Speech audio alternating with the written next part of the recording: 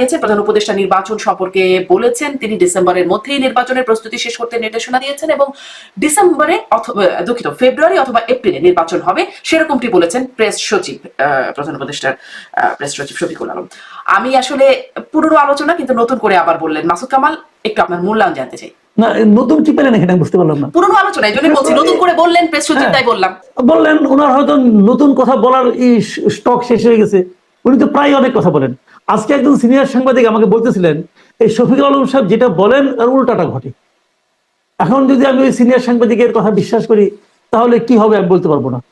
উনি কি বলেছেন আজকে নতুন করে যে ফেব্রুয়ারি অথবা এপ্রিল, এটাই যে বলেছিলেন, এটাই যে বলা হয়েছিল। ফেব্রুয়ারি কথাটা কখনো উচ্চারিত হয়নি, এপ্রিল বলা হয়েছিল। ফেব্রুয়ারি কথাটা এসেছিল কিভাবে? এসেছিল এভাবে যে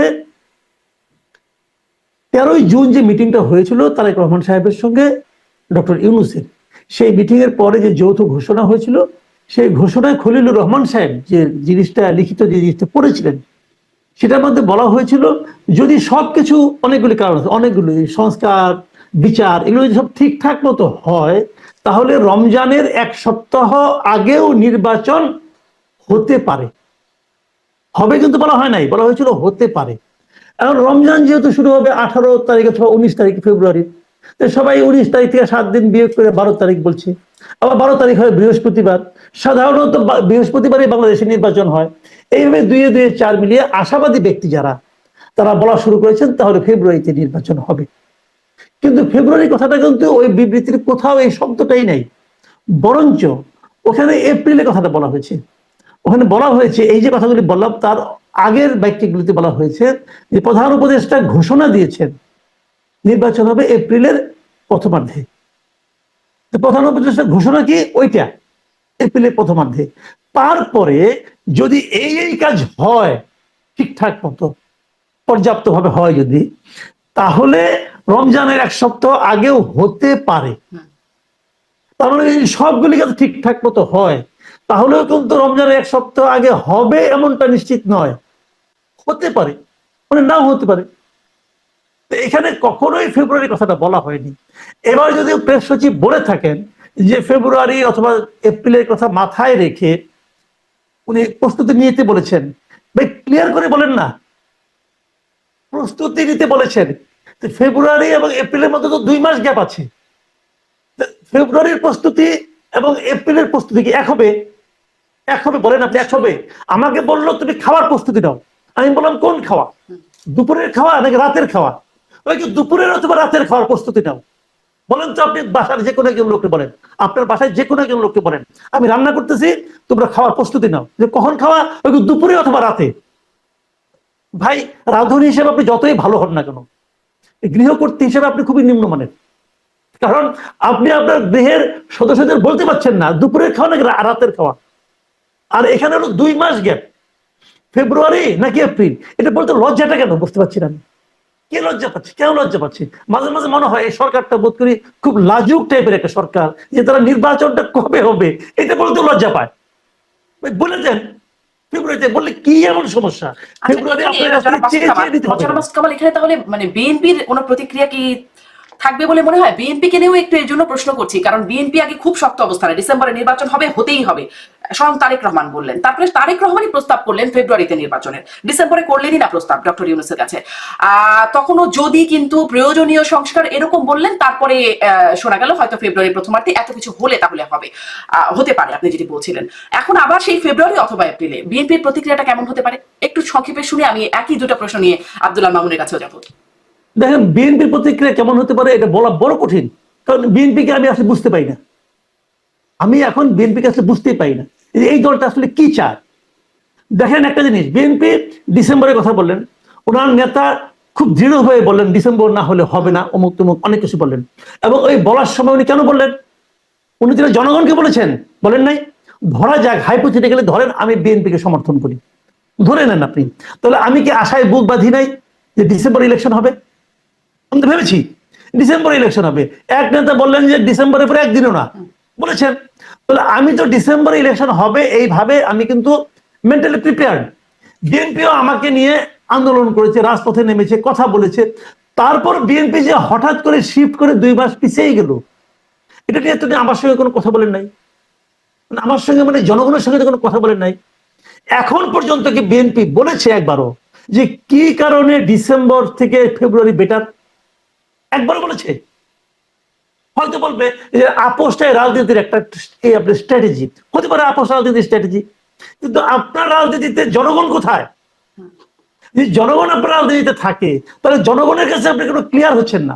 আপনি বলতে পারতেন এই বৃদ্ধ লোকটা গো ধরেছে যে কোনোভাবে ডিসেম্বরে করবে না, ওনাকে অনার করতে যে আমরা 2 মাস পিছিয়ে এলাম, এটাই বলেন রে ভাই, এটাই বলেন। আপনি তো তাও বলেন না, আপনি কিছুই বলেন না। আপনি ফেব্রুয়ারির প্রস্তাব দিলেন, ফেব্রুয়ারির প্রস্তাব ওরা মানলো, এখনো মেনেছে বলে কেউ প্রমাণ করতে পারবে না। তবে বিএনপির আমির খসরু মাহমুদ কিন্তু ওখানে বসে বলেছেন যে ওনারা সম্পূর্ণ সন্তুষ্ট। ওনাদের সন্তুষ্টি তাহলে খলিল সাহেব, যে খলিল সাহেব কি বললো এতে উনি সন্তুষ্ট হয়ে গেলেন, আর জনগণ কি ভাবলো এটা ওনারা বদার করেন না। আমি আসলে এই প্রশ্নটা রেখে আমি একটা কথা বলতে চাই, আমি এটা শেষ করে একটা বাক্য বলি যে বিএনপির নেতৃত্বের কাছে আমার খালি একটাই বক্তব্য, বিএনপির জন্য এই দেশের জনগণ না, এদেশের জনগণের জন্য বিএনপি। এই জিনিসটা যতক্ষণ পর্যন্ত বিএনপি উপলব্ধি করতে যদি না পারে তাহলে আমি মনে করি সেই রাজনৈতিক দলের ভবিষ্যৎ বড় ঝরঝরে। জি জনাব মাসুদ কামাল, মানে বিএনপি সন্তুষ্ট হলোটা কেন তাহলে? এত যদি কিন্তু প্রয়োজনীয় এত কিছু আমরা বুঝতে পারছি, বিএনপি কি বোঝে না? নিশ্চয়ই বুঝেছে।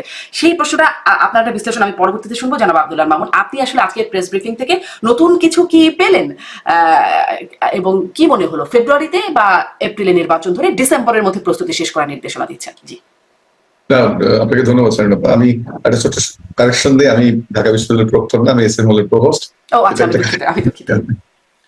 আমি একটু একেবারেই কামাল ভাইয়ের সাথে এবং আপনার প্রশ্নের মধ্যে নতুন করে বলার কিছুই নেই। আমি হয়তো কামাল ভাইয়ের মতো করে বলতে পারছি না, বাট কোনো নতুন মেসেজ নেই, কোনো নতুন বার্তা নেই, সেটা দেশের জন্য হোক, সেটা মিডিয়ার জন্য হোক, বিএনপির জন্য হোক, কারোর জন্য হোক। এখানে একটা বিএনপির পার্সপেক্টিভে আমার মনে একটা বার্তা, সেটা তাদের যে কনফিডেন্স ছিল, তাদের রেসপেক্ট ছিল, বরং সেটাকে একটু অন্যভাবে দেখা যায়। মনে করি সবচেয়ে এই গ্রুপটা হতাশাগ্রস্ত হবে বা মনক্ষুণ্ণ হতে পারে এই ঘটনায়, এবং ক্লিয়ারলি আবার সেম স্ট্যান্ড ঘোষণা করলো। এটা আমি কামালের সঙ্গে একটু কমপ্লিমেন্ট করলাম। আমার প্রশ্নটা একটু অন্যভাবে যেতে চাই, যেহেতু আমি ডেভেলপমেন্ট ইকোনমিক্স পড়াই, ডেভেলপমেন্ট সোশিয়োলজি পড়াই। আমি একটা প্রশ্ন করতে চাই, যেটা কামাল ভাই বললেন যে এই বয়স্ক মানুষ বা নতুন কিছু নাই, লজ্জার বিষয়। আসলে কত মূল্যে আমরা এপ্রিলে বা জুনে ইলেকশনটাকে কিনবো, বা কত মূল্যে সংস্কারটাকে কিনবো, বা সংস্কারকে একটা এরকম প্যাকেজ যে আপনি ধরিয়ে দিলেন এবং এটা কন্টিনিউয়াসলি করে ফেলবে, এটাকে সংস্কার, একটা চলমান প্রক্রিয়া। একটা তথ্য আপনাকে দেই, যেহেতু আমি মাস্টারি করি। দেখেন আমাদের এই মুহূর্তে এই তথ্যগুলো সবাই জানি, আমি একটু ফোরকাস্ট মডেলে বলছি, যেটাকে আমরা বলি এক্সপোনেনশিয়াল ট্রেন অ্যানালাইসিস বলি আমরা। এটা হলে কি হবে, যে নির্বাচনটা এখন হলে কি হবে, এপ্রিলে হলে কি হবে, বা জুনে কি। আমরা ওয়েদার নিয়ে কথা বলছি, বাট এই জিনিসগুলো আমার মনে হয় দর্শকদের একটু জানা দরকার, যে অর্থনৈতিক দিক, বেকারত্বের দিক, ইনভেস্টমেন্টের দিক, গ্রোথের দিক, রিজার্ভের দিক, ফরেন ট্রেডের দিক, এইটা একটু আমি যদি সময় দেন আমি তুলে ধরতে চাই। প্রথমে আসি যে আমরা কয়েকদিন থেকে শুনছি যে অগস্ট থেকে 24 থেকে মার্চ পর্যন্ত কোম্পানি, পোশাক কারখানা বন্ধ হয়েছে প্রায় 69টি। আমি যে প্রজেক্ট করি, যদি এপ্রিলে ইলেকশন হয়, এই ধারা যদি চলতে থাকে, আমার এক্সপোনেনশিয়াল ট্রেড মডেলে যদি আমি ফেলি, তাহলে পোশাক কারখানা বন্ধ হবে 117টি। আবার যদি আমি জুনের পরে যাই, এই নাম্বারটা হয়ে যাবে 160 থেকে 70টি। এরপর যদি আমি দারিদ্রের হার ধরি, 24-এ আমার ছিল 20.5, যদি এটা আমরা 25-এর দেখি, আমরা এটা 22.9, আর এটা যদি 26-এ যদি আমরা প্রক্ষেপণ করি এই মডেলে, তাহলে যেটা হয়ে যাবে প্রায় 26% হবে দারিদ্রের হার। আরেকটা ইম্পর্টেন্ট ডেটা, যে এত কিছু নিয়ে যে আন্দোলনটা হলো, যে বেকারত্বের হার আমাদের, সেটা 23-এর প্রান্তিকে ছিল, অক্টোবর ডিসেম্বর যদি আমরা টাইমটা ধরি, তাহলে ছিল 24 লাখ। এখন এটা যদি আপনি 24শে অক্টোবর ধরেন, তাহলে এটা 27.5 লাখ হবে। আর যদি আপনি অক্টোবর বা ডিসেম্বর ধরেন আপনার এই বছরের, তাহলে সেটা হবে 31 লাখ। আর যদি আপনি এপ্রিলের পরবর্তী যান, সেটা কিন্তু হয়ে যাবে 35 লাখ। এই জিনিসগুলো কিন্তু এই গল্পের ভিড়ে হারিয়ে যাচ্ছে, যে অর্থনীতির চেহারাটাকে আমরা মব ভায়োলেন্স নিয়ে অনেক কথা বলছি। আরেকটা জিনিস আপনাকে বলি, যে আমাদের ডক্টর আব্দুল্লাহ মামুন, মূল্যস্ফীতি কমেছে। আমি সেদিকে আসবো, যেহেতু অর্থনীতির আলোচনা শুরু করেছি আমি। যে গ্যাসের উৎপাদন নিয়ে কয়েকদিন খুবই আলোচনা হয়েছে, আমাদের যে বিভিন্ন ব্যবসায়িক সংগঠন, তারা সিগনিফিকেন্টলি এটাকে হাইলাইট করছে যে ড্রপ করছে গ্যাস। আমি ধরে নিচ্ছি যেটা কমা বাড়া হতে পারে। ইকোনমিক মডেলিং এ যদি বলি, যে এখন বলছে যে 270 ঘনফুট এখন যে গ্যাসের আপনার উৎপাদনের পরিমাণটা, সেটা কিন্তু আপনি যদি প্রক্ষেপণ করেন, এটা কমে 127 ঘনফুট আসবে, যদি আপনি এই স্টেবিলিটি না আনতে পারেন। আরো দুটো ডাটা দিয়ে আমি একটু আবার গুণগত আলোচনায় যাই, জিডিপিটা না আলোচনা করলেই নয়। যদিও বিবিএস এর তথ্য এটাকে 4.2 দেখানো হচ্ছে, ওয়ার্ল্ড ব্যাংক 3 এর নিচে দেখাচ্ছে, কিন্তু এই সিস্টেম চলতে থাকে কিন্তু 3.5 আসবে, তাহলে হোল ইকোনমির একটা চরিত্র আপনি দেখতে পাবেন। এভাবে প্রত্যেকটা অর্থনীতির সূচক যদি আপনি দেখেন এবং যদি প্রজেক্ট করেন তাহলে কিন্তু ভালো সিনারিও দেয় না। এখানে একটা কথা থাকে error, but that can be 5%, that can be 10%, কিন্তু এই অর্থনীতির চাল চরিত্রটা কি এই সরকার কনসিডার করছে? এবারে আসি দুটো জায়গায়, একটা হচ্ছে রিজার্ভের কথা আমরা বলছি, এটা অবশ্যই সরকার সাধুবাদ পাওয়ার যোগ্য, কিন্তু আপনি ইন্টারনাল ইকোনমির হেলথ কি ভালো? আপনার ইন্টারনাল ইনভেস্টমেন্ট কি হচ্ছে? আপনার এমপ্লয়মেন্ট কি বাড়ছে? আপনি সেটাকে চাপিয়ে রেখে ব্যাংক সুদের হার বাড়িয়ে দিয়ে আপনি সেটাকে কন্ট্রোল করেন, তারপরে আপনি এক্সটার্নাল ট্রেড কন্ট্রোল করছেন, করে আপনি এই রিজার্ভটা বাড়াচ্ছেন, কিন্তু আপনি ওভারঅল ইকোনমির হেলথ কি হবে? এই জায়গাগুলো কিন্তু আলোচনা আসছে না। সর্বশেষ আরেকটা তথ্য দিয়ে আমি শেষ করি যে আপনি গভর্নমেন্ট যেভাবে ইকোনমিটাকে দেখাচ্ছে, আপনি যে কথাটা আমাকে একটু আগে বললেন যে কেন তাহলে ইনফ্লেশন বাড়ছে না, আমি ইনফ্লেশনের একটা তথ্য আপনাকে দেই। সেটা হচ্ছে যে আপনি কৃষিখাতের ভর্তুকিটা একটু বলে দিতে চাই যে এখন ধরনের ভর্তুকি আপনি দিচ্ছেন 17,000 কোটি টাকা, যেটা একটু অনেক কম, সেটা যদি আপনি দিয়ে থাকেন তাহলে আবার যদি প্রজেক্ট করি আমি, তাহলে 17,000 কোটি টাকার নিচে নেমে আসবে, তাহলে কৃষি আমাদের মূল খাত, সেটাও কিন্তু সাফার করবে। এরপরে আসি আপনাদের মুদ্রাস্ফীতির কথা জিজ্ঞেস করেছেন আপনাকে, আমাদের এক্সপেকটেশন কিন্তু ছিল এটা 9 এর নিচে নামবে, যেটা এখন 10 এর নিচে, অর্থাৎ 9.73। আর এটাকে যদি প্রজেক্ট করি এই কন্ট্রোলটাকে যে একটু ইন্টারনাল ট্রেড বাড়ে, এক্সটার্নাল ট্রেড বাড়ে, সেটা কিন্তু আবারও 11-র মতো হয়ে যায়। যে জিনিসটা আর্গুমেন্ট করতে চাচ্ছি সেটা হচ্ছে যে আমরা কত মূল্যে ইলেকশনটাকে কিনবো, বা ঐক্যমত্য কমিশন জুলাই সনদ কত মূল্যে কিনবে, সামাজিক স্থিতিশীলতা, আইন শৃঙ্খলা পরিস্থিতির দিকে আমি নাই বা গেলাম, এই যে ইকোনমিক ইন্ডিকেটর গুলোর কথা আমি বললাম, এটা তো কয়েকটা উল্লেখ করলাম, এবং 18টা 20টা আমি এই মডেলে করে দেখেছি। সেই প্রশ্নটা কিন্তু করা দরকার, আপনি জুনে না করবেন বা ডিসেম্বরে করবেন, এপ্রিলে করবেন না জুনে করবেন, সেটা কিন্তু গভর্নমেন্টের এই বিষয়গুলো তুলে ধরা দরকার যে আমার সামাজিক। আপনি মনে করছেন রাজনৈতিক সরকার দ্রুত আসলে এই বিষয়গুলোর উন্নতি হবে? Good, it's a very good question. সবগুলোর উন্নতি আমি বলছি না যে হবে, বাট ইন্টারনাল ট্রেড যে বাড়বে বা এখানে ইনভেস্টমেন্ট বাড়বে, আপনার এমপ্লয়মেন্ট যে বাড়বে, বা এফডিআই এর গতি যে বাড়বে, আমাদের ঋণ যে বাড়বে, আমাদের বৈদেশিক সাহায্য যে বাড়বে, এটা তো নর্মাল বিষয়, কারণ এগুলো গভর্নেন্সের সঙ্গে রিলেটেড, লং টার্ম গভর্নমেন্টের সঙ্গে রিলেটেড, সেটা তো নিশ্চয়ই হবে। ধরেন 5টা ইন্ডিকেটর বা 12টা ইন্ডিকেটর নিয়ে আমি কথা বললাম, এই 12টা ইন্ডিকেটর মানে 8টা তো হেলথ ভালোর দিকে যাবে, সেটা তো আপনি এই ডিলেমার কারণে, আপনার ইন্টারিম গভর্নমেন্টের কারণে সেটা বন্ধ হয়ে যাচ্ছে। আরো একটা জিনিস আপনাকে বলি, আপনি যদি ওভার রিসেন্ট ধরেন আমরা 20 বছরে যদি দেখি সারা ওয়ার্ল্ডে, আপনি দেখবেন যে 22টা বা 23টা যদি দেশের আপনি অন্তর্বর্তীকালীন সরকারের মেয়াদ দেখেন আপনি, সেটা কিন্তু দেখবেন যে 1 মাস থেকে হাইয়েস্ট 1 বছর 7 মাস। আর যদি সেটাকে আপনি গড় করেন একদম বাংলা কথা, সেটা হচ্ছে 10 মাস 3 সপ্তাহ। এই প্রত্যেকটা গভর্নমেন্ট, এমনও আছে দুটো গভর্নমেন্ট এখানে যারা কনস্টিটিউশন পুরো চেঞ্জ করে ফেলেছে, এবং এখানে এই 22টা দেশের মধ্যে যারা কনস্টিটিউশন সংস্কার করেছে প্রায় 16টা দেশ। যেটা প্রশ্ন করতে চাচ্ছি যে আপনার ইফিসিয়েন্সিটা কি, আপনি কতটুকু এফিসিয়েন্ট? আমি তো উদাহরণ দিলাম যে বিশ্বের 22টা দেশ তাদের সময় নিয়েছে অন্তর্বর্তীকালীন সরকার 1 বছর 3 সপ্তাহ, এবং তারা এর মধ্যে ইলেকশন করেছে, যেখানে 1 মাসের গভর্নমেন্টও আছে। রিসেন্টলি আপনি ইন্দোনেশিয়ার কথা ধরেন, তারা 1 বছরের মধ্যে 1 বছর 1 সপ্তাহের মধ্যে ইলেকশন করেছে। তো সেই জিনিসগুলো তো আপনি জনগণের সামনে তুলে ধরতে হবে, গভর্নমেন্টের তো এই আর্গুমেন্টটা করা দরকার যে আমি কতদিন সময় নেব, আমি কতদিন থাকবো। এবং কামাল ভাই ঠিকই বলেছেন যে এই যে, আমি তো বুঝি না এটা কেন উনি বললেন, এটা ইন্টেনশনাল কিনা, যে কম সংস্কার হলে ডিসেম্বর, বেশি সংস্কার হলে এই জুন, এইটাই তো সমস্যা তৈরি করে ফেলবে।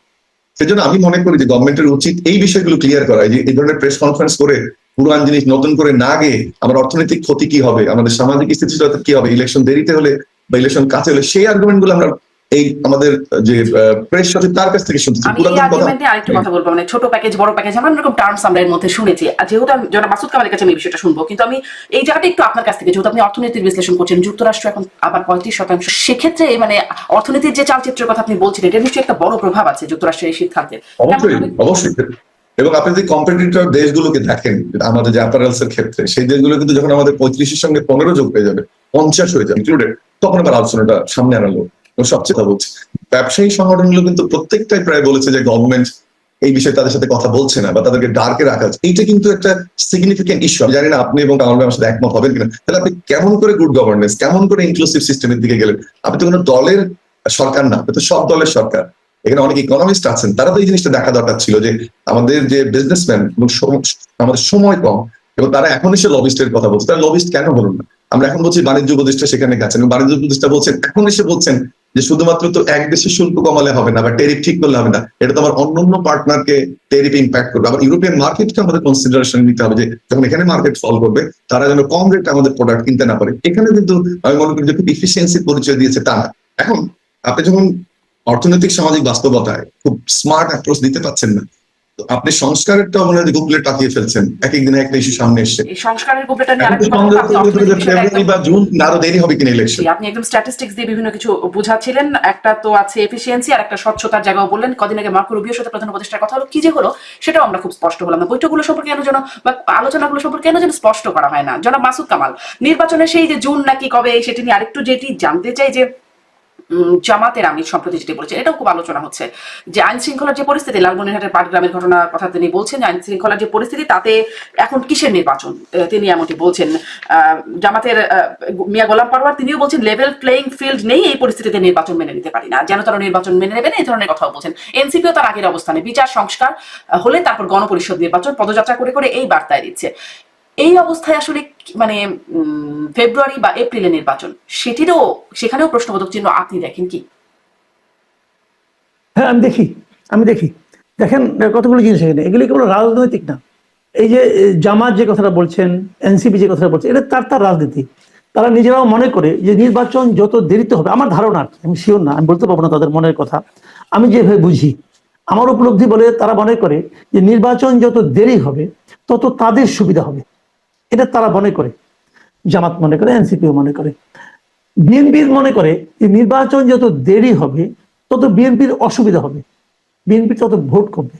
এবং এটা আমিও মনে করি, পার্সোনালি যত দিন যাবে তত বিএনপি যদি দেরি হয় বিএনপির জন্য একটু ঝামেলা হবে। তাহলে জামাত, এনসিপি এবং সরকার, এরা তিনটা দলই বিএনপির জন্য আসলে অনুকূল পরিবেশ সৃষ্টির জন্য খুব আন্তরিক নয়। তারা তাদের মতো করে চিন্তা করছে। এবং এই জিনিসটা বিএনপিও যে বোঝে না তা না, আমার ধারণা বিএনপিও বোঝে।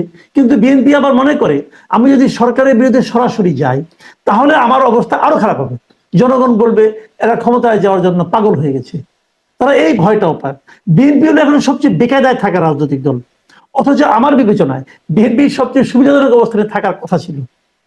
এই জন্য ছিল, আমি এটাও মনে করি, বহুবার আমি বলেছি, এই সরকার কিন্তু টিকে আছে বিএনপির সমর্থনে। কালকে যদি বিএনপি বলে আমি এই সরকারের সঙ্গে নাই, এই সরকারকে আমি সমর্থন দেব না, আমি আপনাকে গ্যারান্টি দিয়ে বললাম এই সরকার 7 দিন টিকতে পারবে না। এই সরকারকে টিকে রাখছে বিএনপি। এই জিনিসটা সরকারও যারা আছে বোঝায় না, বিএনপিও বুঝে কিনা আমার সন্দেহ আছে। তো এই অবস্থায় সরকার এবং তার সঙ্গে যারা আছে তারা সবাই চেষ্টা করছে নির্বাচনটাকে কত বিলম্বিত করা যায়, কারণ তারা মনে করে বিলম্বিত করলে তাদের জন্য কিছু না কিছু লাভ হবে। বিএনপি কিছু বলতে পারছে না, কারণ আমি জানি না বিএনপি এটা নিজস্ব কি সমস্যা, আমি বলতে পারবো না। এটাই হলো বর্তমানে চলমান রাজনীতি। পাশাপাশি দেখেন বিএনপির এই মুহূর্তে সবচেয়ে নেগেটিভ দিকটা কি? সবচেয়ে নেগেটিভ দিক হলো বিএনপির লোকজন প্রত্যন্ত অঞ্চলে, থানা পর্যায়ে, উপজেলা পর্যায়ে, জেলা পর্যায়ে অবাধ চাঁদাবাজি হচ্ছে, জবরদখল হচ্ছে, অবাধ সমস্যা হচ্ছে, এবং সেগুলো ম্যাক্সিমাম বিএনপি অথবা বিএনপির নামধারী লোকজন করছে। বিএনপি মাঝে মাঝে দু একজনকে বহিষ্কার করছে, কিন্তু এতে ফল খুব যে একটা হিতে খুব যে চেঞ্জ হয়ে যাচ্ছে সেরকম না। এখন আমি যদি বলি চাঁদাবাজি থামানোর দায়িত্বটা কার? বিএনপির নাকি সরকারের? সরকারের। সরকার সেটা করে না কেন? সরকারও করছে না ওই একই কারণে, যে হোক না একটু বদনাম বিএনপির, একটু ডিফেম হোক না বিএনপি, অসুবিধাটা কি? এগুলো দেখে মাঝে মাঝে মনে হয় তাহলে কি এই সরকার একটা বিরাজনীতিকরণের প্রচেষ্টা করছে?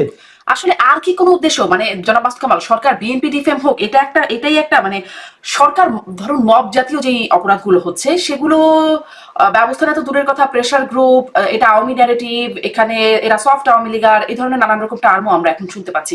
মানে এটার সরকারের এই অবস্থানের কারণ কি? মাঝখানে কিন্তু আমরা যেমন হয়তো ফেব্রুয়ারির দিকে মাহফুজ আলমকে শুনেছিলাম এখন থেকে শক্ত হাতে দমন করা হবে, মব যে দলেরই হোক আর মবকে সহ্য করা হবে না। তারপরে খানিকটা কমেও ছিল বলে মনে হয়, তারপর আবার এই অবস্থা। সরকার কি এখন আবার বিশেষ করে ছাড় দেওয়ার কোনো জায়গায় গেল? আজকে কিন্তু আবার প্রধান উপদেষ্টা প্রেস সচিব বলছেন যে আইন শৃঙ্খলা বাহিনী এখন থেকে শক্তভাবে আইন প্রয়োগ করবে, যেন মানে নির্বাচনের আগে শক্তভাবে আইন প্রয়োগ করার কথা, নির্বাচনের আগে। কি মনে হচ্ছে সরকারের আসলে অ্যাপ্রোচ? এখন থেকে তো গতকাল থেকে ছিলেন নয় কেন? এখন থেকে কেন? মানে এতদিন যা হওয়ার হয়েছে এখন থেকে করবো কেন?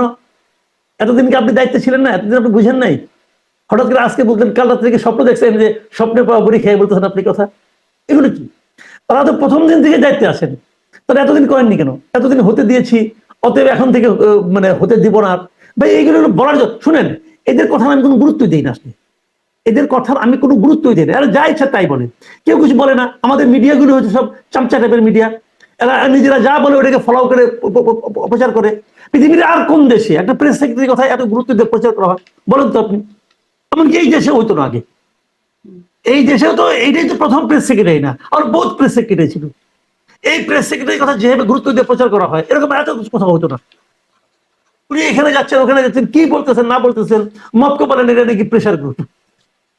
উনি তো বলছেন এই কথা, বলেন নাই? মা বলে প্রেশার গ্রুপ। চিটাগাং ইউনিভার্সিটির কথাটা আমি বলি, যেহেতু আমার সঙ্গে একজন শিক্ষক আছেন, উনি এটার মর্মটা আরো আমার চেয়ে ভালো বুঝবেন।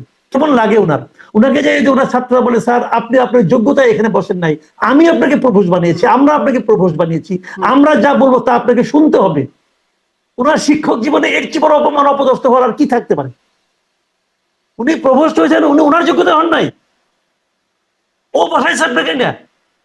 এটা যখন বলে এটা কি প্রেশার নাকি মব? এটা কি?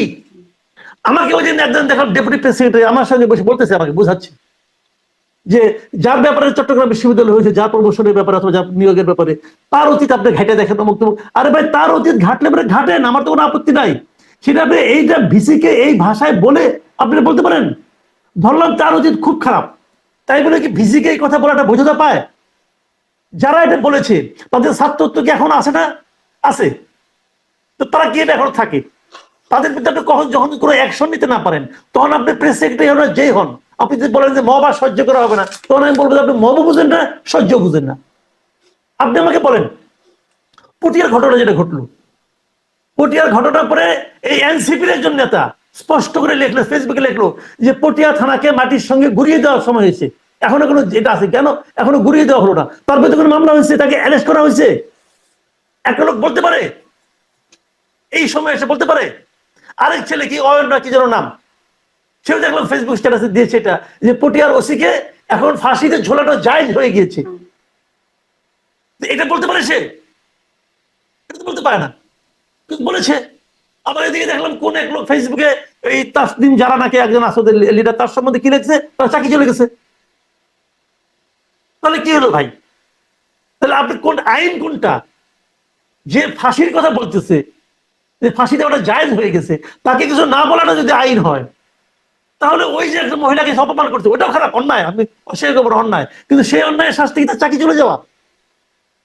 আপনি এগুলি বিবেচনা করেন। আপনি এক চোখে নুন বেচবেন, আরেক চোখে তেল বেচবেন, তারপরে বলবেন যে আইনের শাসন আমরা কায়েম করতে বদ্ধপরিকর বলবেন।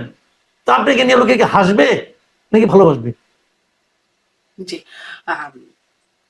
মানে একটা প্রবাদের কথা মনে পড়ছিল। যাই হোক, ডক্টর আব্দুল আল মামুন, আপনিও আসলে এই আইন শৃঙ্খলা প্রসঙ্গটা একটু শুনবো, কারণ মানে এটি ওই পুরনো আলোচনা, নতুন করে যেহেতু প্রেস সচিব বলছেন নির্বাচনের আগে শক্তভাবে আইন প্রয়োগ করার নির্দেশনা দিয়েছেন, শক্তভাবে আইন প্রয়োগ করার বিষয়ে শুনবো। আপনি একটু ওটাতে যাওয়ার আগে তোমাকে 1 মিনিট সময় দেন। প্রশ্নটা ছিল আমার ভিউটা আমি রিফ্লেক্ট করি।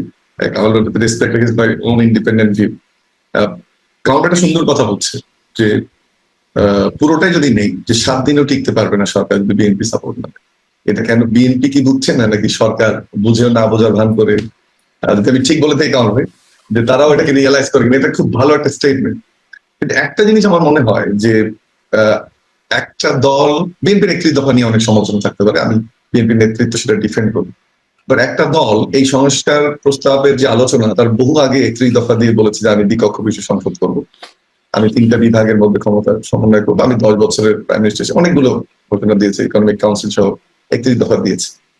সেই দলটাকে আপনি আলোচনায় ইনভাইট করলেন, করার পরে আপনি তারা 80টা প্রস্তাব 90টা প্রস্তাব সহ ইনস্টিটিউশনাল অলমোস্ট সকল প্রস্তাবে রাজি হচ্ছে, এবং প্রতিদিন এই বাস্তবতা জানার পরেও যে আমরা সাপোর্ট উইথড্র করলে হয়তোবা 7 দিনও বা ধরে নিলাম কথা বাদে 1 মাসও থাকতে পারবে না, এটা জানার পরেও প্রতিদিন মিটিং এ যাচ্ছে, প্রতিদিন ডিফেন্ড করছে, হয়তোবা 70% মেনে নিচ্ছে, একটা কন্ডিশন দিয়ে যে আইন বিধি প্রণয়নের ক্ষেত্রে কোনো একটা সাব কন্ডিশন দিয়ে, বা আপনার বলছে যে ডিস্ট্রিক্ট লেভেলে কোর্ট হলে কোনো অসুবিধা নাই, রাষ্ট্রপতির যে মৌকুফের ক্ষমতা সেটাতে কোনো অসুবিধা নাই, অনেকগুলো কথা বলছে। সেই দলটাকে মনে হচ্ছে কাউন্ট জানেন, এটা আপনি তখন বলছিলেন কিনা আমার মনে নেই, মানে তাকে আরো চাপিয়ে ধরে, এবং সেটা যতটা না মেইন স্ট্রিম মিডিয়াতে, তার থেকে অনলাইন মিডিয়াতে আপনি সেটা আরো প্রোপাগান্ডাটা করছেন নানান ভাবে, নানান পোস্ট দিয়ে, নানান আইডি ক্রিয়েট করে, নানান ভাবে। এবং আরো একটা জিনিস যেটা যে ধরে নিলাম যে কামাল ভাইয়ের কথাটা বলো যে বিএনপি কি মনে করে ফেব্রুয়ারিতে গেল, কি মনে করে ডিসেম্বর গেল, ধরে নিলাম এটাও একটা, কিন্তু একটা দল স্বচ্ছ চোখে স্বচ্ছ ভাবে আমি বলি যে আমার দাবিটা ডিসেম্বর ছিল, আমি ভদ্রলোকের মতো একটু ছাড় দিয়ে এটাকে কামাল ভাইয়ের আর্গুমেন্টও গেলাম না, জনগণের সাথে না জনগণের জন্য, এটা গেলাম না, আমি মেনে নিলাম যে ঠিক আছে ভাই আমি তোমার এটা ফেব্রুয়ারি মেনে নিলাম, তুমি ফেব্রুয়ারিতে ইলেকশন দাও। সেটা তো একটা ভদ্রতা মিনিমাম। বা রাজনৈতিক সংস্কৃতির পরিবর্তনের কথা আমরা বলছি, এটা তো রাজনৈতিক সংস্কৃতির পরিবর্তনের একটা মাধ্যমও বিএনপি দেখিয়েছে যে আমি ছাড় দিলাম। তৃতীয় যে বিষয়টি যে বিএনপি সর্বোচ্চ নেতৃত্ব, ধরে নিলাম ওদিন আমাদের ঠিক মতো মনে পড়ে 19 তারিখের আগে স্ট্যান্ডিং কমিটির মিটিং এর পরে বলা হয়েছে অ্যাক্টিং চেয়ারম্যান যে সিদ্ধান্ত নেবেন ওই মিটিং এ উনি সেটা আমরা মেনে নেব। আমির খসরু মাহমুদ চৌধুরীর আমার মনে হয় এই ক্ষমতা নাই, উনি বলবেন যে মিটিং ফলপ্রসূ হয়েছে, তারেক রহমানের কনসেপ্ট বা ভিতরের খবরটা জানা ছাড়া, সেটা খলিল সাহেবের সাথে বলুক আর সেটা ইউনূস সাহেবের সাথে বলুক, এটাকে তো আমি পজিটিভলি দেখি, তার মানে একটা কনসেনসাস সেখানে হয়েছে।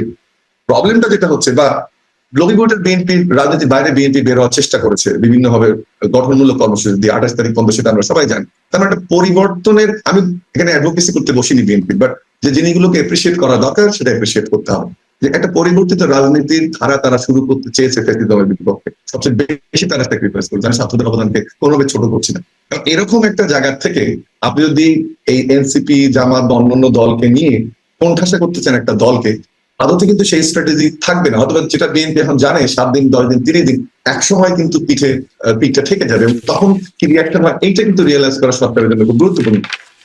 আর একটা পয়েন্ট বলি, তারপরে আপনার মবে যাচ্ছি ওটা অ্যাড্রেস করবো, সেটা হচ্ছে আপনি যে সংস্কারের কথাটা বলছেন, সংস্কার কমিশনের ভাইস চেয়ারম্যান যিনি, ঐক্যমত্য কমিশনের ভাইস চেয়ারম্যান যখনই বলেন যে আমরা এমন একটা জায়গায় এসেছি যখন মনে হচ্ছে যে জুলাই সনদ করা সম্ভব, কারণ আমার মনে নেই আপনি খুব অ্যাক্টিভ অনলাইনে এবং বাক্সতে, যে আমার মনে হয় একদিন পরেই বোধহয় দেখলাম পিআর এর আলোচনাটা আমদানি হয়ে গেল, নতুন একটা জিনিস।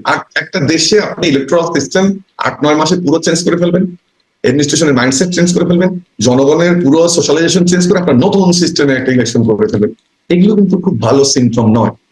এবং আরো একটা জিনিস, আলোচনাটা আপনি পুরোটাই মনে হচ্ছে যে আমারটাই মানতে হবে, যদিও সালাউদ্দিন সাহেবের কথার মতো আমারটা হয়ে গেল, বাট মনে হচ্ছে আলোচনা সমান হয়, আমি যা বলছি তাই মানতে হবে। আমাদের কিন্তু এখন বোঝা দরকার সরকারকে যে আমি কোন ডাইরেকশনে যাচ্ছি, আমি এই সিচুয়েশনের উপর কন্ট্রোল রাখতে পারবো কিনা, যে কন্ট্রোল যে রাখতে পারবে না সেটা হচ্ছে আপনার কোয়েশ্চেন। যে প্রথম দিন থেকে আমরা শুনে আসছি যে মব জাস্টিসের ডেফিনিশন নিয়ে অনেক কিছু থাকতে পারে, কাল ভাই রিসেন্ট কয়েকটা ঘটনা বললেন। আপনি একটা সরকার পরিচালনা করছেন, আপনি আর্মিকেও নামিয়েছেন, ম্যাজিস্ট্রেসি পাওয়ার দিয়েছেন, আপনি তো চরমভাবে ব্যর্থ, যে আপনি কোনো কিছুই করতে পারছেন। আমি সবচেয়ে দুঃখজনক হচ্ছে, এটা তো একটা চপেটাঘাত বললেন আমাকে কামাল ভাই, যে একটা ভাইস চ্যান্সেলরকে শিক্ষার্থীরা গিয়ে বলল যে আপনি আমাদের জন্য এখানে বসেছেন, ভাইস চ্যান্সেলর পদত্যাগ করলো না, আর শিক্ষার্থীদের বিরুদ্ধে কোনো ব্যবস্থা না হয়নি। ভাই ভাইস চ্যান্সেলর যদিও এগুলো বিশ্ববিদ্যালয় ইন্ডিপেন্ডেন্ট, তারা সরকারের সাথে নিয়ে চলে, তারা সরকারের একটা ইন্ডিপেন্ডেন্ট অর্গান বা একটা সংস্থা, আপনি তো ওই জায়গায় শক্ত না করলে ভাইস চ্যান্সেলর কোনোদিনও কোনো ইনিশিয়েটিভ নিতে পারবে না। কিন্তু প্রশ্নটা হচ্ছে তাহলে আপনি কত নিচে নেমে গেলাম, যে এখন কালবেনা সুন্দর করে আমাকে বললো যে বিশ্ববিদ্যালয় শিক্ষক বসে আছেন, তাহলে আমরা কোথায় নেমে গেলাম? থানার ওসিকে আপনি নামিয়ে দিচ্ছেন, থানা গুড়িয়ে দিচ্ছেন। আমি বুঝলাম যে সবার সমর্থনে আপনি ওখানে আছেন, সেটা এনসিপি বিএনপি জামাত, কিন্তু আপনি কিছুই করতে পারছেন না। উল্টো আপনি বলছেন যে নির্বাচনের আগে সব ঠিক হয়ে যাবে, বা অন্যান্য দল বলছে যে এই পরিস্থিতি কিভাবে নির্বাচনে যাবো। 2 মাসের ব্যবধান মাত্র, এপ্রিল ফেব্রুয়ারি নাকি জুন, আপনি 2 মাসের মধ্যে আপনার হাতে কি চেহারা বাতি আছে যে আপনি আইনশৃঙ্খলা পরিস্থিতি ঠিক করে ফেলবেন, আপনি দলগুলোকে কনফিডেন্সে নেবেন, আপনি সব সেন্টার কন্ট্রোলে করে ফেলবেন। এটা তো একটা প্রসেস, আপনি একটা এক্সাম্পল সেট করতে পারেননি যে আপনি এই জাস্টিসটাকে ক্রিয়েট করতে পারবেন। আরো একটা জিনিস আমি বলে এই পর্বটা শেষ করে, দেখেন সাইকোলজিক্যালি আমরা একটা জিনিস বলি যে আপনি হয়তো বা 100 মিটার দৌড়ে চ্যাম্পিয়ন হয়েছে, শিক্ষার্থীদের কথা আমি বলছি, বা যারাই আমরা আন্দোলনে ছিলাম, কিন্তু 100 মিটার দৌড়ে চ্যাম্পিয়ন হলে আপনি যে 7 তলা থেকে লাভ দিলেও সেট থাকবেন, এটা আপনাকে বুঝতে হবে যে 100 মিটার চ্যাম্পিয়ন হয়েছে, সবাইকে নিয়ে আন্দোলন করে আমি সফল হয়েছি। বাট আপনি 7 তলা থেকে লাভ দিলে আপনি মারা যাবেন না 17 তলা থেকে, সেটাও আপনাকে বুঝতে হবে। আমরা বলি যে সফলতার কেন্দ্র থেকে পরিধির দূরত্বটা আমাদেরকে বুঝতে হবে, এটা তো আমরা ছাড়িয়ে গেছি, এবং এই ছাড়িয়ে যাওয়ার পেছনে সরকারের অবদান আছে। খুবই দুঃখজনক যে কামাল ভাই আমি দুজনেই সরকারের সমালোচনা করছি, বাট এভরি রাইট ওনারও কেমন আছে, হি ওয়াজ ভেরি অ্যাক্টিভ অনলাইন, আমারও ফিজিক্যালি আছে, বিকজ আমি আন্দোলনের একজন কর্মী। কিন্তু আমাদের যে এক্সপেকটেশন কোনোভাবেই তো সরকার পূরণ করতে পারেনি। রাজনৈতিক দলগুলোকে আপনি কোনোভাবেই কনফিডেন্সে আনতে পারেনি, বৃহৎ রাজনৈতিক দলের সঙ্গে আপনি কনফ্রন্টেশনে গেছেন, সর্বোচ্চ পর্যায়ে গিয়ে লন্ডনে মিটিং করতে হয়েছে। ইস্যু যেটা হচ্ছে, যেটা আমি মনে করি সমস্ত, এখন মনে হয় আমি বিএনপির এখানে অ্যাডভোকেসি করছি বা বিএনপি টোনে কথা বলছি, আমি একজন সমাজ বিজ্ঞানের ছাত্র হিসেবে, ডেভেলপমেন্ট ইকোনমিক্স স্টুডেন্ট হিসেবে, সাধারণ মানুষ হিসেবে সমাধান আসলে দ্রুত নির্বাচন। আমি তো মনে করি নির্বাচন ডিসেম্বরই হওয়া উচিত, এবং বিএনপি ছাড় দেওয়া উচিত না, দ্রুত নির্বাচন হওয়া উচিত, সেহেতু কামাল ভাই বললেন যে সরকারও জানে যে বিএনপি সাপোর্ট ছাড়া ক্ষমতায় থাকা সম্ভব না এবং কোনোভাবে এই নির্বাচন ফেব্রুয়ারির পরে যাওয়া উচিত না, এটা দেশের খুবই এখন তাহলে ক্ষতি মানে হতে পারে। বিএনপি বৃহৎ দল, বিএনপির সাপোর্ট ছাড়া সরকার টিকবে না। কিন্তু জনাব মাসুদ কামাল, এখন যে জরিপও দেখছিলাম সানিম এবং অ্যাকশন এইডের যে জরিপ, তারা তরুণদের মধ্যে যে জরিপটি করছে, বিএনপির জন্য বিএনপির সমর্থক বা ভোটার হবে 38.76%, 21.45%, জামাত এনসিপি 15.84%, আওয়ামী লীগ যদি করতে পারে তাহলে একই রকম ভোট, বাকি ইসলামী দলগুলোর কিছু ভোট আছে 4% মতো, গণ অধিকার পরিষদ এটি সম্ভবত 0 সামথিং, এরকম একটা দুঃখিত, এরকম একটা স্ট্যাটিস্টিক তারা দিচ্ছে, পূর্বাভাস আছে। এখন এরকমটা কি যে বৃহৎ বিএনপি একটা বৃহৎ দল, বাকি যে এনসিপি, জামাত এবং ইসলামিক দল যারা আসলে একই রকম টোনে কথা বলছে, তারা মিলে আসলে বিএনপির মতোই একটা চাপ তৈরি করার জায়গায় চলে যাচ্ছে, তারা যদি একসাথে মিলে এরকম একটা জায়গায় কি চলে যাচ্ছে এখন ভোটের হিসাব, চাপের হিসাব? হ্যাঁ, প্রথমত ওই জরিপটা আমার কাছে মনে হয়েছে একটা হাস্যকর জরিপ। হাস্যকর এই কারণে যে সানেম কিন্তু একটা বড় প্রতিষ্ঠান, তার সঙ্গে বোধহয় আবার অ্যাকশন এইডও ছিল, দুইজন মিলে একসঙ্গে করছে, মোটামুটি টাকা পয়সা খরচ করছে, কোনো সন্দেহ নাই। এরা বিদেশি অনুদান তো পায়, ভালো টাকা পয়সা খরচ করে একটা জরিপ করছে।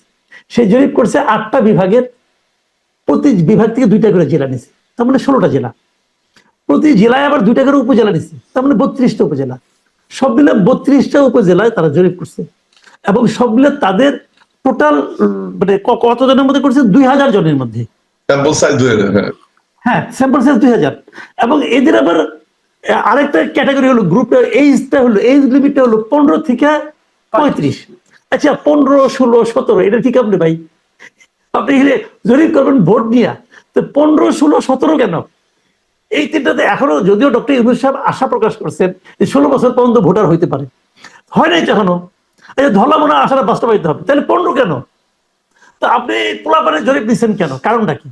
মূল কারণটা হলো আপনারা দেখাতে চেয়েছেন যে এনসিপির ভোটটা কেমন বাড়ে না বাড়ে, এনসিপি কে বেশি করে দেখানোর জন্য। এখানে এনসিপির ভোট প্রায় 14% মতো দেখানো হয়েছে। তাদের কি স্বার্থ এনসিপির ভোট বাড়ায়? এটা আমি কেমন করবো?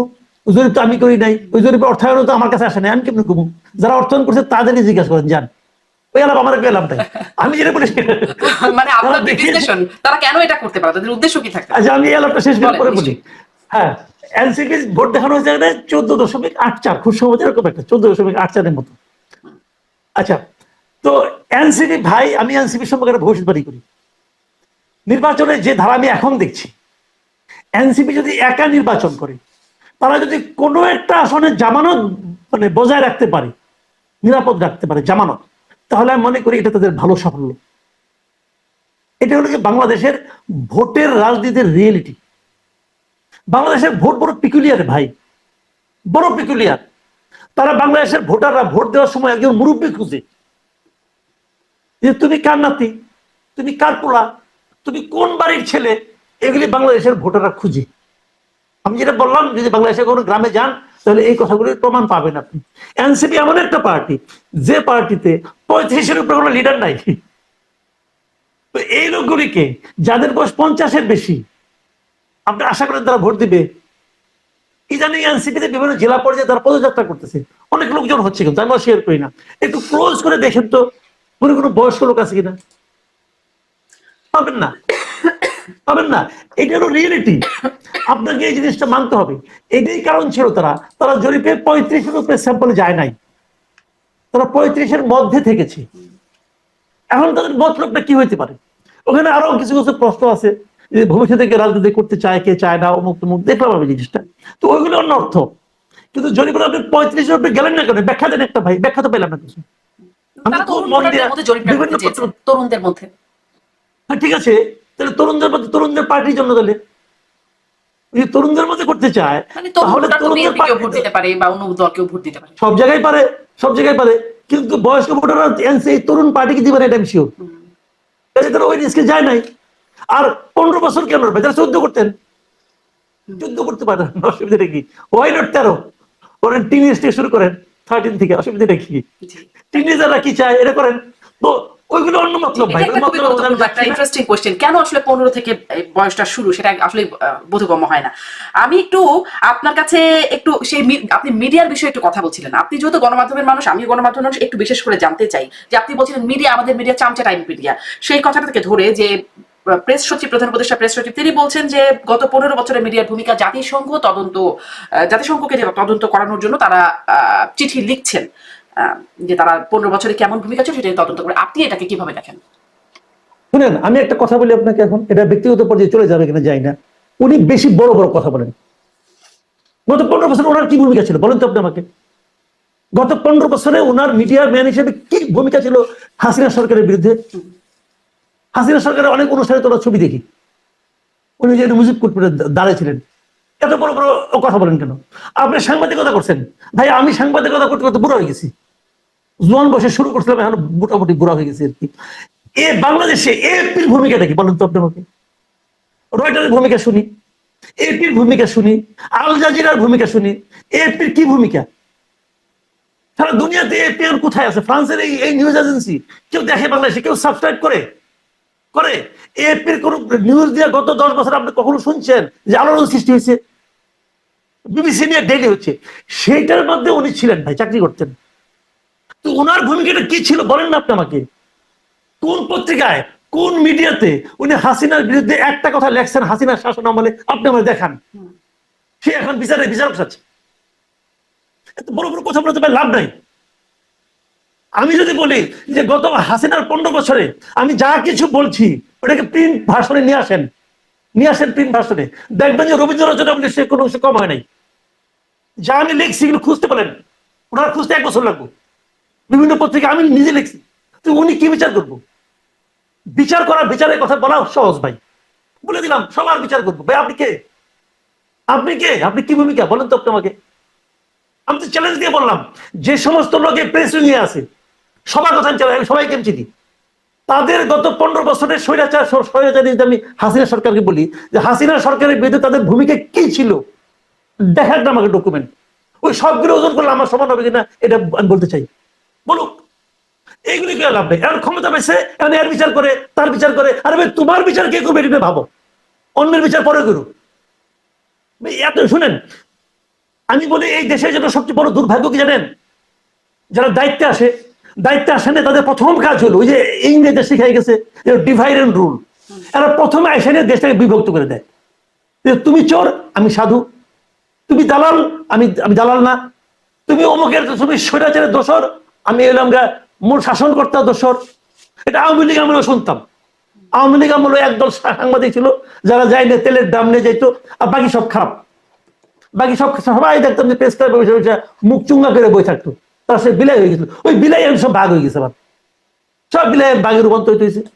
এখন তারা এনে সরায়, মুখে সরায়, তমুখে ভাগায়, এগুলি করে। আবার 2 দিন পরে দেখবেন যে বিলাই আবার কি হয় আল্লাহ জানে, সজাগ হয়ে যাবো। কখনো বিলাই বলে লাভ নেই তো, এগুলো তো বলে লাভ নাই।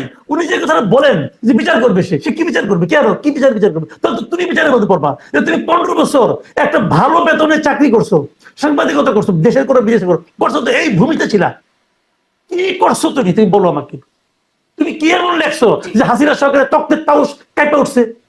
দেখাটা সে একটা এইগুলি বলে লাভ নাই। আপনার প্রশ্নটা যদি প্রেস সচিব শোনেন এবং কখনো যদি বলেন যে তিনি আসলে কি করেছেন, কোন দুর্নীতি, কোন অপকর্ম, সেই সময় আমি দেখতে চাই। ওটা আগ্রহ নিয়ে বসে আছি, আগ্রহ নিয়ে বসে আছি। যখন ওনাকে বানানো হলো প্রেস সচিব, আমাকে অনেকে জিজ্ঞেস করছে শফিকুল আলমটা কে? বাংলাদেশের মানুষ জিজ্ঞেস করছে আমাকে। উনি এত বিখ্যাত ছিলেন, কিন্তু বলে লাভ আছে? উনি যখন আমাকে নিয়ে প্রশ্ন করবেন, আমাকে নিয়ে প্রশ্ন করলে আমার কাছে উত্তর আছে রেডি।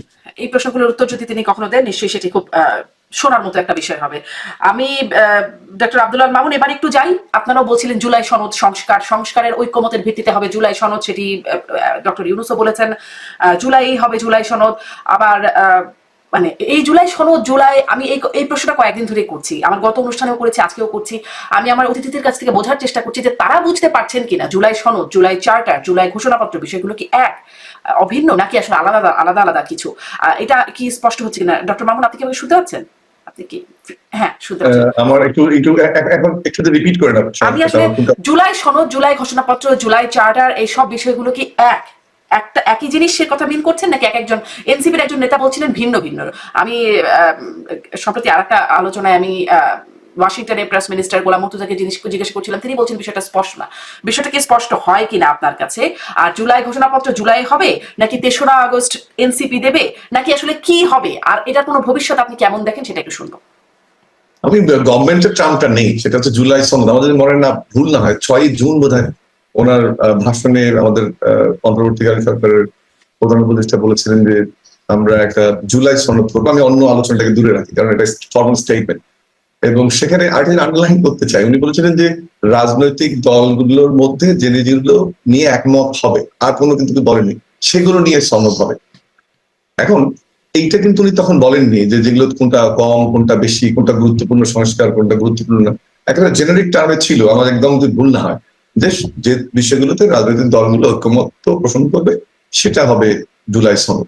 আর আগেরটা যদি আমি বুঝে থাকি, জুলাই ঘোষণা এটা একটা এনসিপি ইনিশিয়েটিভ ছিল, তখন বৈষম্যবিরোধী আন্দোলনের স্টুডেন্টদের, তারা নিজেরা করতে চাচ্ছিল, পরে অন্যান্য রাজনৈতিক দলগুলো নিয়ে করবে, এরকম একটা জায়গায় চলে গিয়েছিল। সরকার আবার বলেছিল যে তাদের উদ্যোগে হবে। এখান থেকে বোধহয় কনফিউশনটা, বাট আমি দুটোকে আলাদা করে দেখতে চাই। একটা ইনফর্মাল, যেহেতু একটা জুলাই ঘোষণা আর একটা জুলাই সনদ।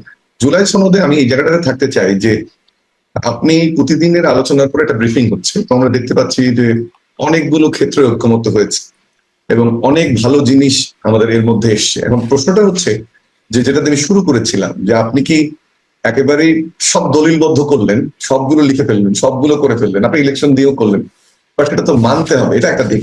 আরেকটা হচ্ছে যে আপনার এই সব সংস্কার গুলো ধারণ করা সামাজিক কাঠামো এবং প্রাতিষ্ঠানিক কাঠামো আছে কিনা, এটাও বুঝতে হবে, যে আপনি সবকিছু একসঙ্গে ডাইজেস্ট করতে পারেন কিনা।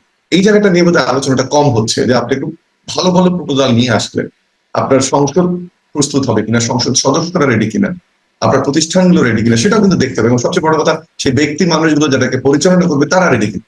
বরং আমরা যদি আমেরিকার উদাহরণ নেই, আমি রিপাবলিকান এবং ডেমোক্রেটের উদাহরণ যদি নেই, আমি যদি ইংল্যান্ডে লেবার পার্টি অ্যান্ড কনজারভেটিভ পার্টির উদাহরণ নিয়ে আপনি দেখবেন এই পুরো সংস্কার প্রক্রিয়াগুলো যে আমরা যেটা নিয়ে আলোচনা করছি, separation of power, party democracy, এগুলো কিন্তু 200 বছরে তৈরি হয়েছে।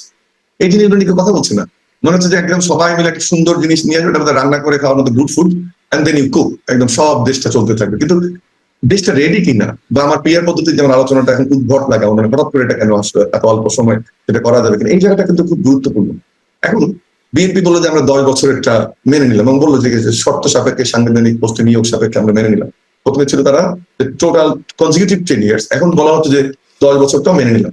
এটা তো ভাই একটা সিগনিফিকেন্ট প্যারাডাইম শিফট।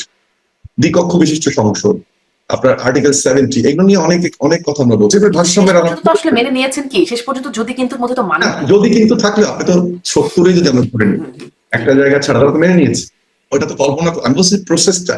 দেখেন, আমরা সোশ্যালজিতে একটা কথা বলি যে সংস্কৃতি একটা প্রক্রিয়ার মধ্যে আসে, but more you tighten your grip, more you loose.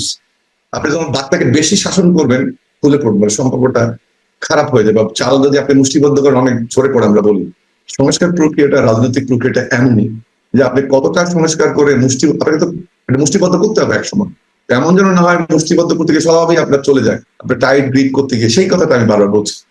ধরলাম একেবারে স্ট্যাটিস্টিক্যালি বাদ দিলাম, খালি চোখেও যদি আপনি দেখেন, অনেকগুলো বিষয় কিন্তু ঐক্যমত্য হয়েছে। এখন আমরা ফিরে যাই 6 জুনের বক্তব্যে, তাহলে সেটা তো আপনার চার্টার করা সম্ভব। কিন্তু কেন প্রশ্নটা আপনি আমাকে করলেন তাহলে যে যদি কিন্তু হবে না? বিকজ ওইভাবে জিনিসটাকে এখন সামনে আনা হচ্ছে, নানান রকম বক্তব্য, নানান রকম অবস্ট্রিকেল, নানান রকম ইস্যু সামনে এনে এটাকে পেছানো হচ্ছে।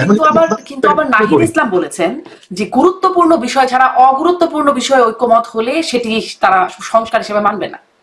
যেহেতু নাহিদ আমার স্টুডেন্ট, সরাসরি ওর প্রতি রেসপেক্ট রেখে বলছি, এই গুরুত্বপূর্ণ, কামাল ভাই হাসছে যে আমি মাস্টার মনের জন্য একটা ডিফেন্স নিলাম, গুরুত্বপূর্ণ বা অগুরুত্বপূর্ণ যে নির্ধারণ করছে সেটা আপনি আপনার পার্সপেক্টিভে দেখছেন, জামাত তো তাদের পার্সপেক্টিভে দেখবে, বিএনপি তো তাদের পার্সপেক্টিভে দেখবে। এটা তো একটা রিলেটিভ ম্যাটার। আপনি তো বলতে পারেন কোনটা গুরুত্বপূর্ণ, কোনটা গুরুত্বপূর্ণ দেখে বিএনপি তো বলবে আমি দিক কক্ষ বিশিষ্ট সংসদ মেনে নিয়েছি, উইমেন সিটের বিষয়ে এগ্রিমেন্ট হয়েছে, 70 আমি মেনে নিয়েছি, আমি তত্ত্বাবধায়ক সরকারের যেটা মেইন সমস্যা সেটাও মেনে নিয়েছি, মেজর অ্যামেন্ডমেন্ট গুলো আমি মেনে নিচ্ছি, ইনস্টিটিউশন মেনে নিচ্ছি। এখন যখন আপনি বলবেন যে মূলটা, তার ইন্টারপ্রিটেশনটা ভিন্ন, কিন্তু আমি অনুসারে জায়গায় বারবার ফিরতে চাই, কারণ ঝামেলাটা অন্যান্য থেকে শুরু হয়েছিল যে মিনিমাম যেটা সংস্কার সেটা হলে আমরা নির্বাচনের দিকে যাবো। কাউকে একটু যে প্রশ্নটা তুললেন যে বিএনপি তো একটা ফেক ইন্টেনশনের মধ্যে পড়ে গিয়েছিল যে কতটুকু সংস্কার যদি কিন্তু, আমি তো উল্টো করে দেখি যে বিএনপি গভর্নমেন্টকে ট্রাস্ট করেছে যে মিনিমাম সংস্কার হলে উনি নির্বাচন করবেন। লন্ডন বৈঠক এটা রিকনফার্ম করেছেন, একটা মোটামুটি ডেট হয়েছে। এখন যদি বিএনপি উল্টো প্রশ্ন করে, ভাই তোমরা তো বলছিলে যে মিনিমাম যে সংস্কারগুলোতে পার্টিগুলো একমত হবে, এটা 1টা 2টা 3টা তুমি তো বলো নাই, মেজর না মাইনর তুমি বলো নাই, এখন তুমি আমি সংস্কার 7টা 8টা 10টাতে এগ্রি করলাম ভাই, আগামীকাল এটা সাইন করতে হবে। বিএনপি যদি উল্টোটা বলে, যে জুলাই সনদ জুলাই মাসে হইতে হবে 10 দিনের মধ্যে, কারণ তুমি বলছিলে যে ভাই মিনিমাম সংস্কার হলে আমরা সেটা করবো। আর কামাল যে প্রশ্নটা তুললেন যে কবে করবো না করবো, that is a bad ill motive, সেটা উনি অত সুন্দর করে ইন্টারপ্রেট করছেন। বাট গুড মোটিভ কি, যে আমি ডক্টর মোহাম্মদ ইউনূসের মতো একজনকে বিশ্বাস করতে চাই, আমি সরকারকে বিশ্বাস করতে চাই, আমি এই ঐক্যমত্য কমিশনের ভাইস প্রেসিডেন্ট সরকার যিনি এটাও তার বলেছিল 30 কার্য দিবসের মধ্যে জুলাই সনদ দেবে। আমি তো সেটা চাই। আমি বিএনপি যেটা কাউন্ট ভাই বললো যে আমি জুলাই সনদ জুলাই মাসে চাই, আমি বিএনপি হলে বলতাম যে ভাই আগামীকাল মিটিং এ না গিয়ে প্রেস কনফারেন্স করে বলতাম ভাই জুলাই মাসে দেখো আমাদের 20টা সংস্কার আমরা একমত হয়েছি। ডক্টর মোহাম্মদ ইউনূস স্যার আপনি বলছিলেন যে মিনিমাম সংস্কার, অর্থাৎ সবগুলো সংস্কারের বিষয়ে যেটা রাজনৈতিক দল এক হবে সেটা তো হয়ে গেছে, তাহলে আমার জুলাই মাসের 30 তারিখের পরে আমি সনদ স্বাক্ষর করবো না। আমি বিএনপি হলে কিন্তু এটা বলতাম। আমি জানি না আপনি কিভাবে নিচ্ছেন, যে আমার কথা ছিল জুলাই মাসে জুলাই সনদ হবে, 12টা 15টা 80টা আছে, মেজর 7-8টা হয়ে গেছে, ভাই জুলাই মাসের 31 তারিখের মধ্যে এটা সনদ হলে হবে, নাহলে আমি এটার মধ্যে নাই। এটা কিন্তু বিএনপি বলছে না, এই জিনিসটা বুঝতে হবে সরকার, যে কতদূর পর্যন্ত বিএনপির মতো একটা প্রধান রাজনীতি, শুধু বিএনপি আমরা কিন্তু করছি, এটা ভুল হচ্ছে। বিএনপি এবং জোট, বিএনপির সাথে সবচেয়ে বেশি রাজনৈতিক দল আছে। বিএনপির সঙ্গে এখন যারা আন্দোলনে ভূমিকা রেখেছিল গত 17 বছর, সেটা সিপিবি বলি, সেটা আমাদের এই নূরের পার্টি বলি, জুনায়েদ সাকিব দলের নামে ভুলে গেলাম এই মুহূর্তে, ওনার কথা বলি, মান্না ভাইদের কথা বলি, তারা কিন্তু সবচেয়ে বেশি নিষ্পেষিত, তারা তো একসাথে। তাহলে আপনি মেজরিটি পার্টির কথা যদি বলেন, সবগুলো মেজরিটি পার্টি ভোট আর্লি চাচ্ছে।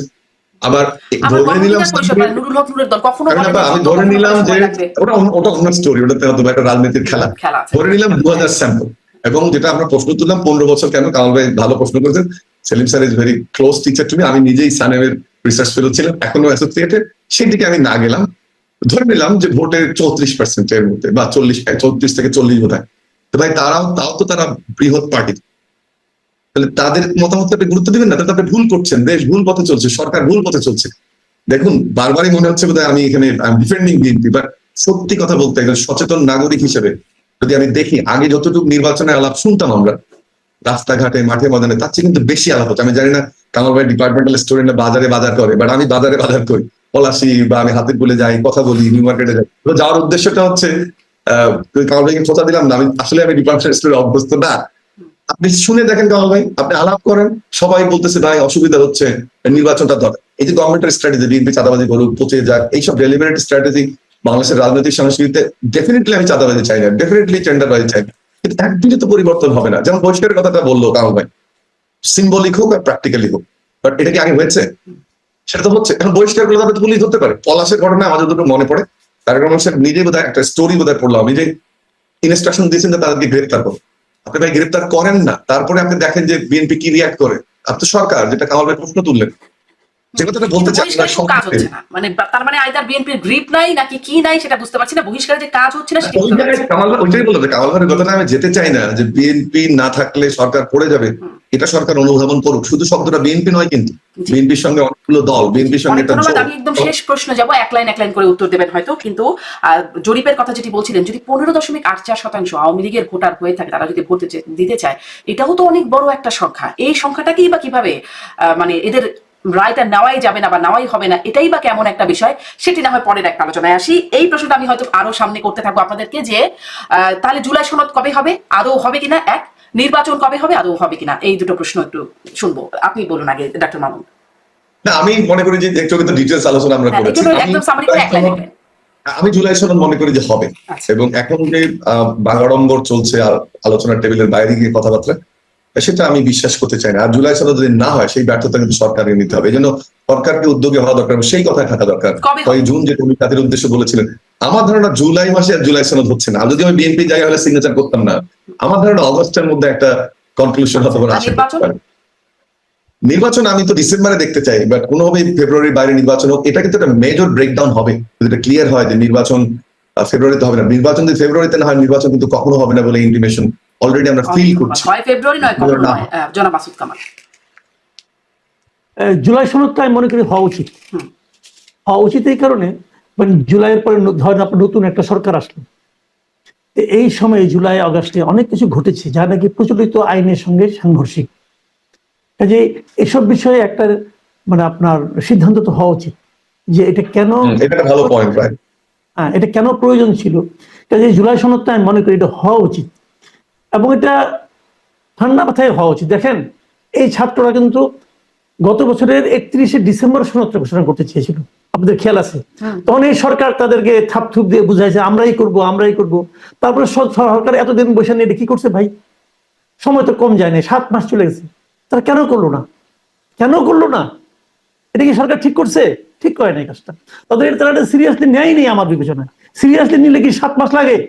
এখন যখন চাপ দিচ্ছে, এখন যখন ক্যান্সি বলছে না হলে আমরা অগাস্টের 3 তারিখে একটা কিছু বলে দিব, তো এখন তাদের মানে কানে পানি ঢুকছে না, কিছু একটা দেওয়া দরকার। তো এগুলি আমি এই সরকারকে সবসময় বলছি যে এটা একটা নন সিরিয়াস টাইপের গভর্নমেন্ট, নন সিরিয়াস গভর্নমেন্ট। অবশ্যই বিনোদনের জন্য এখানে আসছে সবাই, ম্যাক্সিমাম লোক। এগুলি সব বয়স্ক লোক, বাসায় বসে ঝিমাইতো, নাতিদের সঙ্গে নিয়ে খেলাধুলা করতো, এখন এখানে এসে এগুলি করে। They are not serious at all. তারা বোধহয় এটা উপলব্ধি করতে পারে না যে তাদের একটা সামান্য কথার উপর এই জাতির কত কিছু নির্ভর করতেছে। দেখেন আমি একটা ঘটনা বলি, একটু অপ্রাসঙ্গিক মনে হবে কিন্তু তবু আমি বলি আপনাকে। ডোনাল্ড ট্রাম্প ক্ষমতায় আসার পর ইউনূস সাহেবের সঙ্গে ডেমোক্রেটদের সম্পর্ক ভালো ছিল, বাইডেনের সম্পর্ক ভালো ছিল, হিলারি ক্লিন্টন সবার সঙ্গে সম্পর্ক ভালো। ট্রাম্পের সঙ্গে সম্পর্ক ভালো এটা কেউ বলে না এই পর্যন্ত, উনি নিজে ওটা উচ্চারণ করতেও ভয় পান। তো সেই অবস্থায় ট্রাম্প ক্ষমতা আসার পর উনি কি করলেন? লাভ দিয়ে যাইয়া ইলন মাস্কের ফোন করে অমুক করে তমুক করে যে মাস্করে পাইছি তারে ধরে আনা উঠুম আমি। তারপরে তার কোম্পানিকে বাংলাদেশে আইনায় ব্যবসা দিয়ে দিল। এখন মাস্ক নিজেরই বিল নাই। এখন আমি যদি বলি মাস্কের সঙ্গে ওই সম্পর্কটাই আমাদের জন্য কার হয়েছে, সে কি বলবে? ধীরে স্থিরে অগ্রসর হওয়া উচিত ছিল। উনি হয়ে গেছে, টাকা দিয়ে কিনে ফেলাবো, কিনেন ভাই, পারছেন। আমাদের পোশাক শিল্প মুখ থুবড়ে পড়বে। ভিয়েতনাম হলো আমাদের সবচেয়ে বড় প্রতিদ্বন্দ্বী। ভিয়েতনামে হলো 20%, আমার হলো 35%।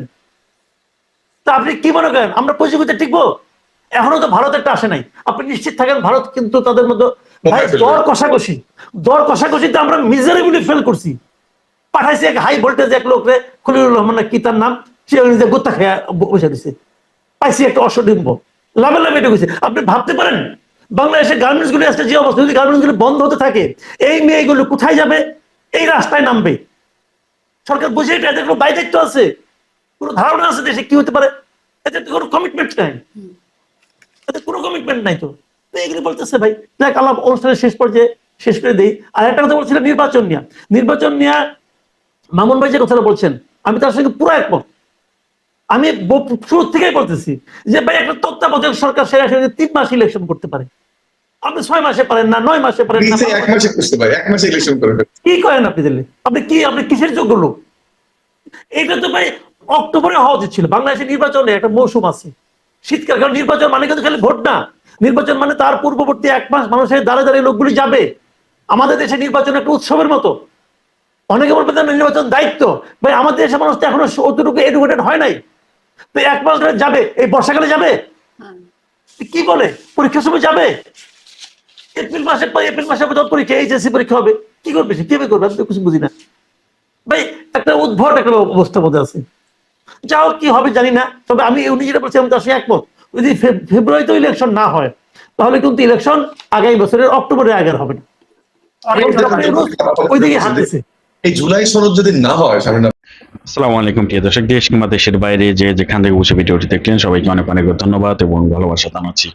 প্রিয় দর্শক, আশা করি পুরো ভিডিওটি দেখেছেন এবং বুঝতে পেরেছেন বর্তমান বাংলাদেশের যে পরিস্থিতি, সেই পরিস্থিতি নিয়ে আলোচনা করা হলো, বাংলাদেশের যে অবস্থা সেই অবস্থা নিয়ে আলোচনা করা হলো। কেমন লাগছে আপনাদের কাছে আজকে এই অনুষ্ঠান? প্রিয় দর্শক, বাংলাদেশের যে অবস্থা আমরা দেখতে পাচ্ছি যে 1টি বছর পার হয়েছে, বাংলাদেশের ক্ষমতা নিয়েছেন ডক্টর মোহাম্মদ ইউনূস এবং শেখ হাসিনা পালিয়েছেন 1 বছর হলো। এই 1 বছর বাংলাদেশের কপালে কি ঘটলো কি ঘটলো না, কি আসলো কি আসলো না, বা বাংলাদেশের ভাগ্য কি আসলেই খুলেছে নাকি আগের মতো রয়েছে বা আগের চেয়ে খারাপ রয়েছে, এরকম নানা প্রশ্ন নানা দিক উঠে আসতে শুরু করেছে সামাজিক যোগাযোগ মাধ্যম, সোশ্যাল মিডিয়াতে সহ অন্যান্য প্ল্যাটফর্মে।